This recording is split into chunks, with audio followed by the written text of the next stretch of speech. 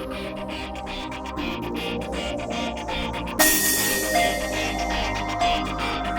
the following sections, we will look at the human body as a mechanical vehicle, and we will analyze and compare the regular and harmonious walk-in strategies with respect to two main elements: movement efficiency and injury prevention. According to the holistic point of view, we need both movement efficiency and injury prevention at the same time, all of the time, and for everything that we do. They are one. One without the other lacks harmony, so it doesn't have much of a chance in succeeding in the long term. The technical details of this concept are a bit complex, so let me explain. Movement efficiency is the summation of three separate sets of forces: force generation, force regeneration, and force interference. Movement force generation is the motor power.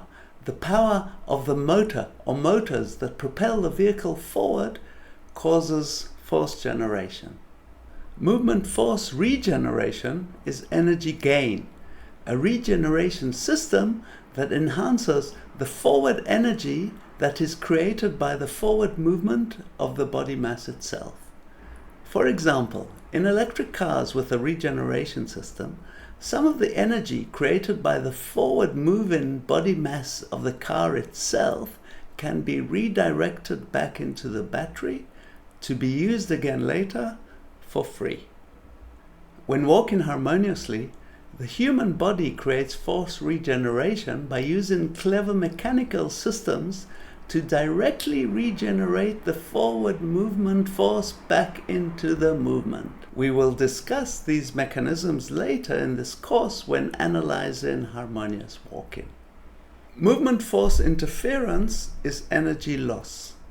It is caused by many factors like drag from the air, which depends on the shape of the car, drag from the ground, which depends on the weight of the vehicle and the quality of the ground interface, the tires. There is energy loss if the motor is not tuned optimally, or if the chassis or any other mechanical part is out of alignment. Optimal movement efficiency is therefore a combination of relatively high force generation, relatively high force regeneration, and relatively low force interference. The formula to remember is movement efficiency equals force generation plus force regeneration minus force interference. Now let's talk about injury prevention. Any and every movement in life has risks involved. Injury prevention determines the sustainability of the movement with respect to injury inflections. Movement-based injuries might arise from a sudden trauma or as part of an ongoing condition of movement quality deterioration. Because walking is inherently a low effort and high repetitive movement, and because walking is so critical to all aspects of life and it is used thousands of times every day, it is naturally important that walking itself does not cause injury. The natural solution to prevent walk-in injuries is twofold. One is to minimize the impact of the movement, and two is to maximize the quality of the movement. The vital purpose of impact reduction is to prevent deleterious challenge to stability during the impact.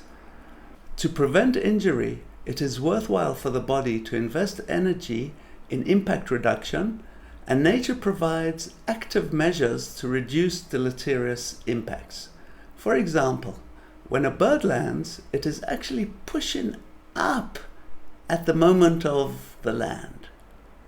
Only after landing safely, the upward push stops. Like mentioned, this is energy well spent. Later in this course, we will see how harmonious walking cleverly minimizes the impact of landing using the same principle. The quality of movement is the ability of all movement components to work in harmony. This is vital for the efficiency of the machine and also for its maintenance. As long as the body is moving harmoniously, the risk of a movement-based injury is low. However, even if injured, the human body has a miraculous ability to compensate for disability, alas, at the price of impaired movement quality. If the movement components are not retrained to work in harmony, for whatever reason, the condition might gradually deteriorate, eventually to the point of failure or chronic pain. So from the holistic point of view, we need both movement efficiency and injury prevention.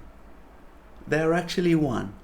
This is the only natural option because the ability of humans to walk effectively for short or long distances has always been and will always be critical for our general health and survival. No other option is logical. In the following sections, we will analyze the mechanics of both regular and harmonious walking to see how all these concepts work or don't work together when walking. We will see that problems begin when harmony is lost. That is also logical.